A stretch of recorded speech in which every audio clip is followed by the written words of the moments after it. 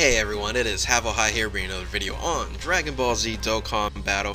We're on Global and we're going to be talking about the part 2 of the 3-year anniversary for Global, and it's really, the data download dropped last night, and all the free-to-play Ginyu Force units was announced, and also the EZA of Kid Gohan.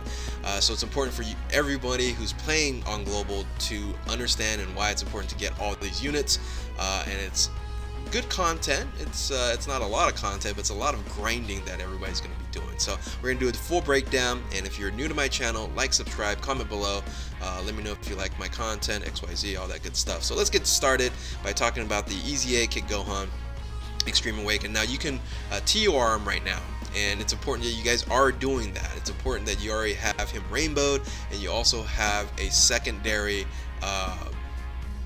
unit at SA5, so you can feed him into the EZA to get him to Super Attack 15 and not use any Grand Kais or Elder Kais, especially no Elder Kai. So he is farmable EZA to Super Attack 15. Make sure that that is happening.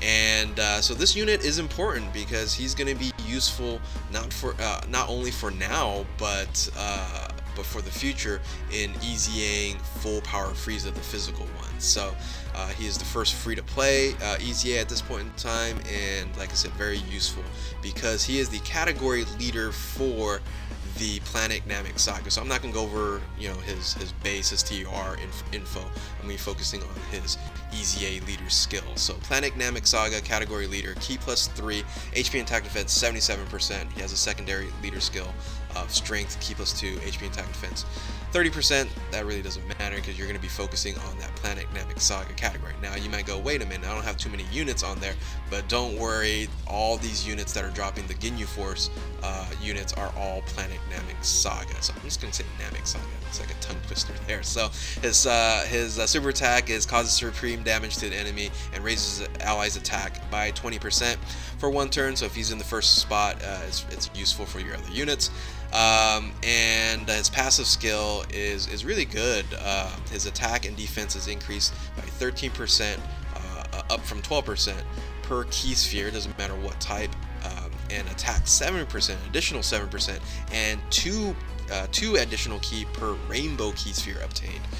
So +2 and then +1 Ki from his TUR version. So if you really think about it, if you get 10 Ki orbs, that's 200% attack and 130% defense. So that's really good. It's important that he gets that +2 to Ki per Ki Sphere, per rainbow sphere, because his Ki links are very good. So that's his link skill there. His categories, not only Planet Namek Saga, he's the category lead, but he also can fit into Hybrid Saiyans as well. So that's his stats right here. At Rainbow, he's at 9,000, 10,000, 7,500. At EZA, he increases it to 10,000 HP, 12,500 for attack, and defense 8,500. So very, very strong and useful unit. Now to get him, you're going to be doing his EZA event, 30 stages, and you're going to need a Planet Namek Saga team.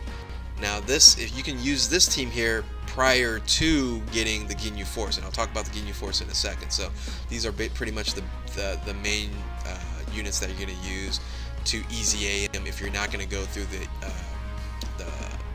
Ginyu Force route. But I would recommend you guys go the Ginyu Force route because one, you want to get those units, and two, it's going to be a lot easier. So what is the Ginyu Force? What am I talking about? We're talking about this unit here. This unit popped up, and I'm actually surprised that we're getting this unit, but still not being able to get the physical LR Captain Ginyu Force.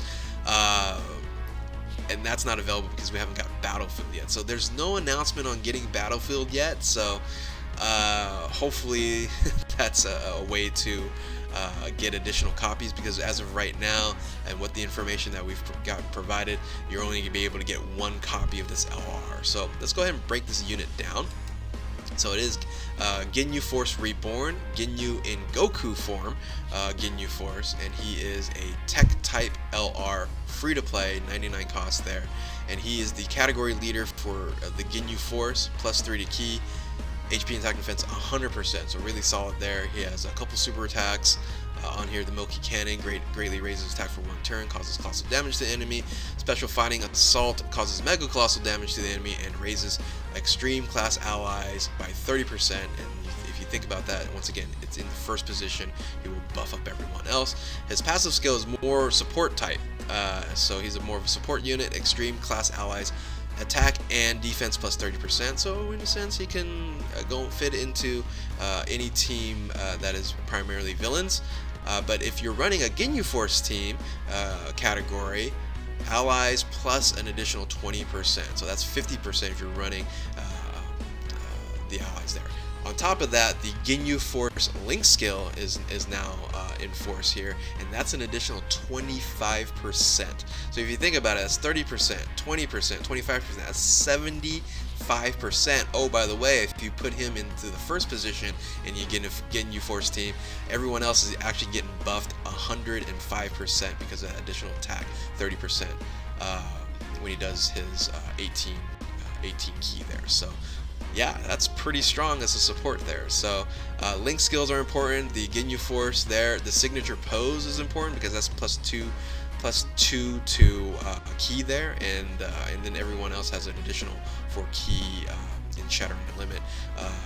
LR Ginyu does not have Shattering the Limit. It does have legendary power. So categories are Planet Namek Saga and the Ginyu Force, and his stats, because of all these buffs here, his base stats really aren't that impressive for an LR, but at 16,000, 17,000, 13,000, definitely usable. But that's maxed out right now.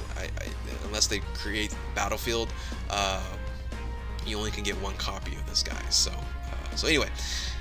With that, let's talk about how to get this unit. So how to get him is to obtain these 5 new free-to-play Ginyu Force units: Captain Ginyu, Burner, Guldo, Jace, and Raccoon, and then you're going to Rainbow Star all of them, and then once you do that, you're going to get your copy of the LR Ginyu. So pretty cut and dry, a lot of grinding, so something to do on global while we continue on this amazing 3-year anniversary celebration. So we're going to go quickly, try to go through quickly here before we go too far into time here, is each unit. So we'll start with Birder over here.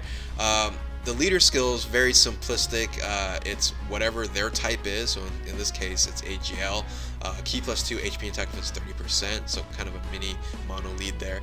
Not very useful unless you're like super brand new and you're not re-rolling and you really have a bad team. So leader skill doesn't matter. So I'm going to really be focusing on the super attack and passive skill. So super attack raises defense and causes supreme damage to the enemy, and the passive skill is he's attack nuker, attack 10% per ki sphere, doesn't matter what it is, obtain, and if he's in the first position, he has a high chance to evade the enemy's attack. That's 50% chance. So if he's in the first position, there's a lot of attackers right there. You might want to put him on there as a 50% chance to evade the attack. His link skill, I want to just point out 3 links that are going to be very important for a full Ginyu Force team, and that's the Ginyu Force I mentioned before, 25% to attack, signature pose +2 to ki, and then Shattering the Limit +2 to ki. So you're going to get +4 to ki in just the link skills, and then of course if you're running a Ginyu Force team, you're going to get an additional +3,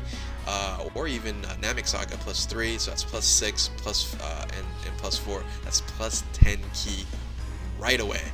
So you'll be able to do super attacks pretty much every round. So the next one is the Guldo, the tech type here. He causes supreme damage to the enemy and with a medium chance to stun the enemy. I wish they would have gave him like a high chance at 50% versus medium, which is only 30%. So, and then passive skill is attacked enemy. So once he attacks someone, the attack and defense is -20% for 2 turns. So that's kind of nice. He's a debuffer, but I actually don't even use this unit, especially on my EZA Gohan team. I'll show you that in a bit. Poor Guldo is left on the side there. So then we'll talk about Jace. Jace is causes supreme damage to the enemy and raises allies by 20%, only in the first position though, and his passive skill is more for support.